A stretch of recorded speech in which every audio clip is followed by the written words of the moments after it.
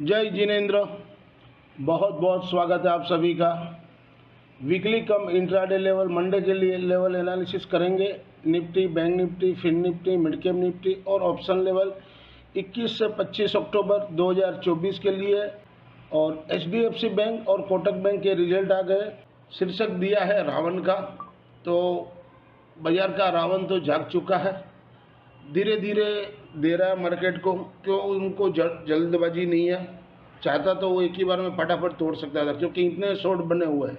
और दूसरा एक आप नोट करिएगा, रिलायंस 8-9% टूट गया, 200 डे मूविंग एवरेज के नीचे चल रहा है। अगर निफ्टी इंडेक्स का लीडर ही डाउन में है तो कुछ तो वजह है, ये समझने की बात है। बाजार तेजी बोल रहा है, तो ये थोड़ा ध्यान में रखने वाली बात है। इसलिए मैंने शीर्षक दिया मार्केट का रावण। मार्केट का रावण जाग चुका है, तो बुल वालों ध्यान रखना, ज़्यादा उसमें मत रहिएगा कि बाजार यहाँ से चल जाएगा 27,000 28,000 जाएगा। ऐसा नहीं है नहीं जाएगा, लेकिन अभी फ़िलहाल नहीं लग रहा है। बाकी ये मार्केट है, कुछ भी हो सकता है। यहाँ किसी का नहीं चलता है, न बेयर का चलता है न बुल का चलता है। ऐसा मुझे लग रहा है कि अब ऊपर जाने में बहुत टफ रहेगा। बाकी देखते हैं अपने क्या होता है नेक्स्ट वीक में। और ऑप्शन जो है बैंक निफ्टी, फिन निफ्टी और मिड कैप बस 16 से 20 नवंबर तक की है, माने 2-3 हफ्ता ही है। उसके बाद ये तो मंथली हो जाएंगे सारे।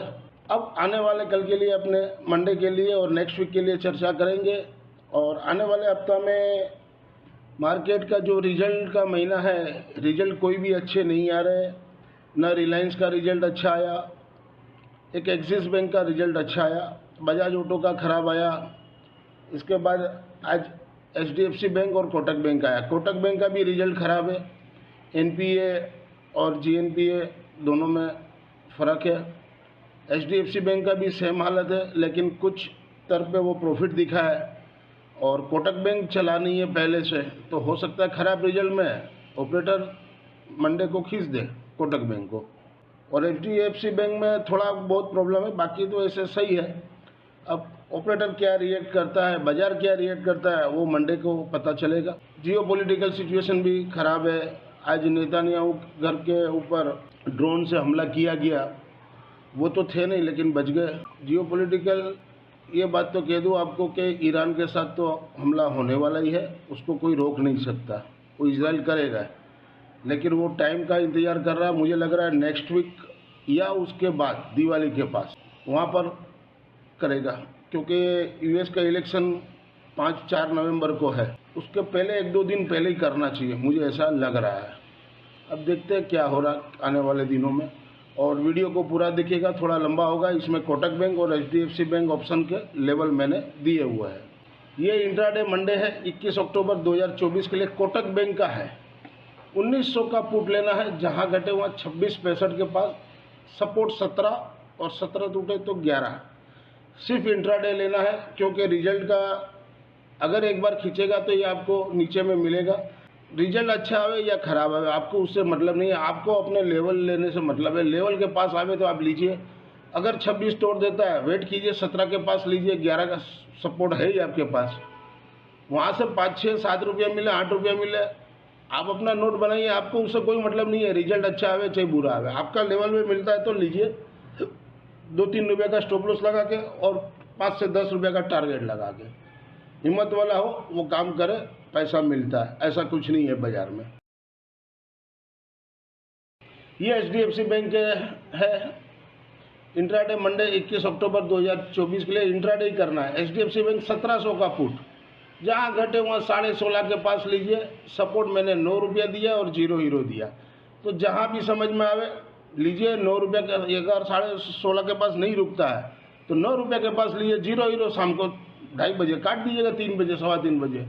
और वहाँ से चल गया तो आपको 10 रुपया 15 रुपया जितना भी मिले, डरने से नहीं होगा। बाजार में रहना है तो लड़ना होगा, और आपके पास सपोर्ट है, फिर क्या चीज़ का डरना है। तो यही है। रजिस्ट्रेशन ऊपर में 36, 40, 60 दी है। अब बाजार मंडे को क्या रिएक्ट कर रहा है उसके ऊपर पता चलेगा कि एचडीएफसी बैंक और कोटक बैंक कहाँ मिलेगा नहीं मिलेगा। ये समरी है फ्राइडे की, और ट्रेड हम लोग ने लिए थे। तो नेट में 5,405 रुपये जमा हुआ है।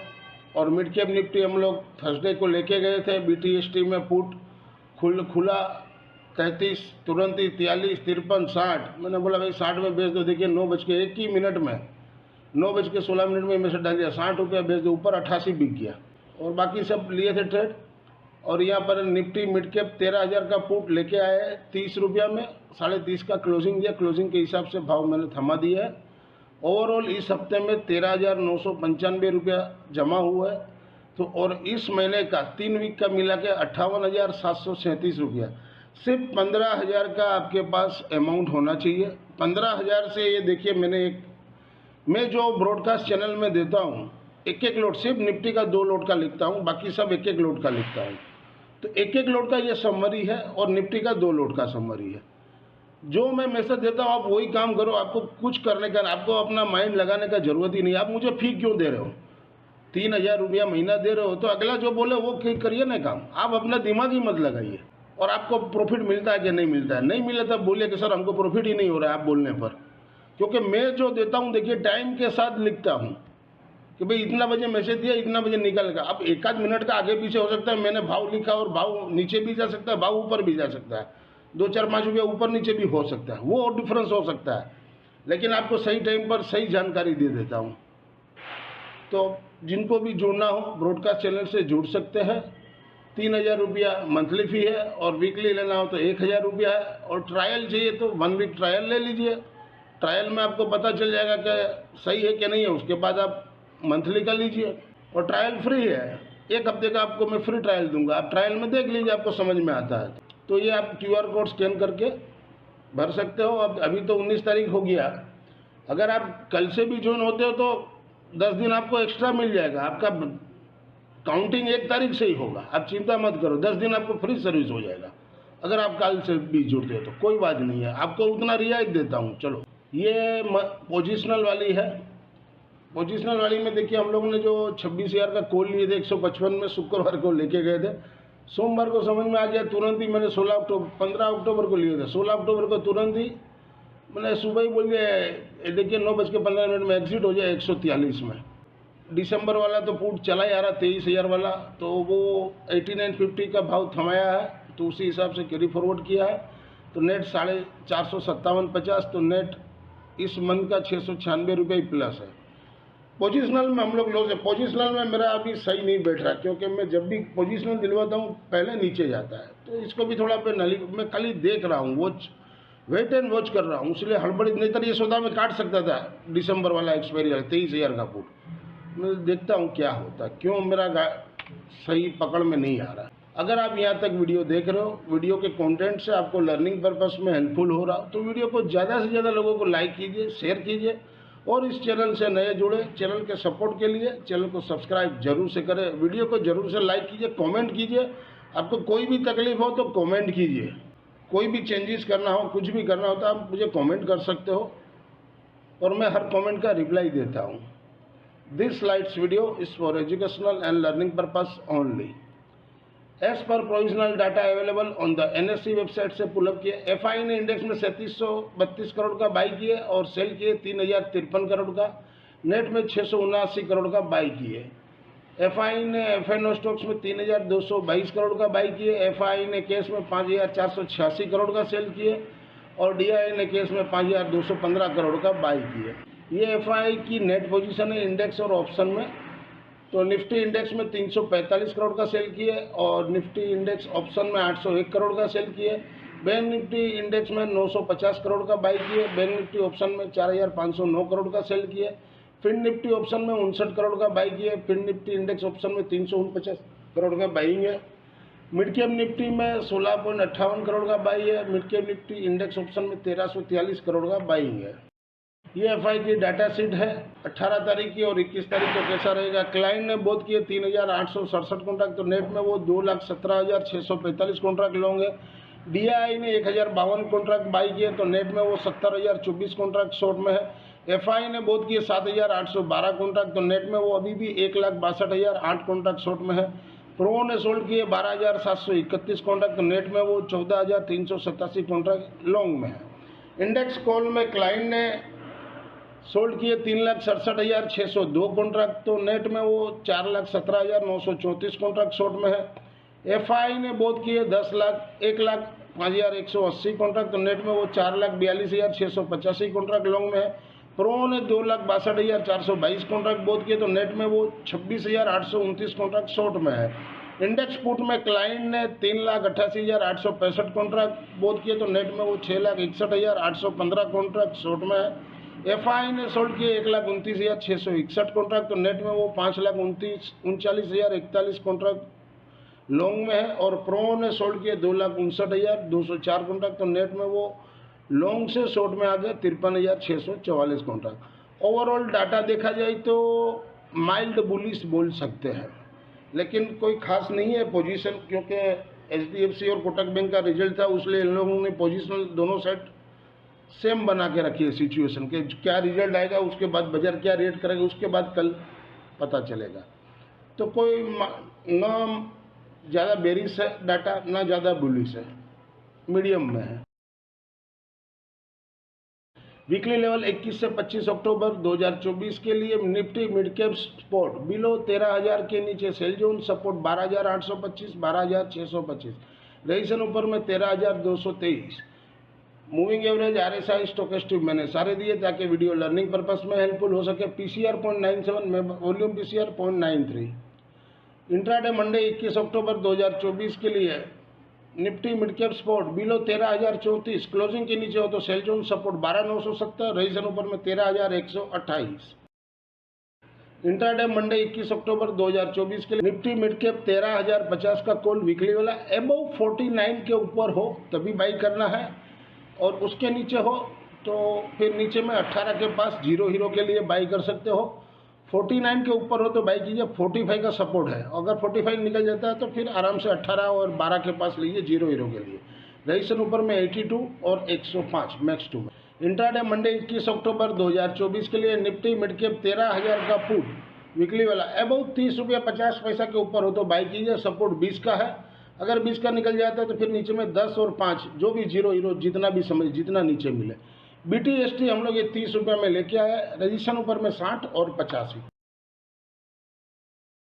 वीकली लेवल 21 से 25 अक्टूबर 2024 के लिए निफ्टी स्पॉट बिलो 24,850 के नीचे सेल जोन, सपोर्ट 24,555, 24,230, रेजिस्टेंस ऊपर में 25,188। मूविंग एवरेज आरएसआई स्टोकेस्टिक मैंने सारे दिए ताकि वीडियो लर्निंग पर्पस में हेल्पफुल हो सके।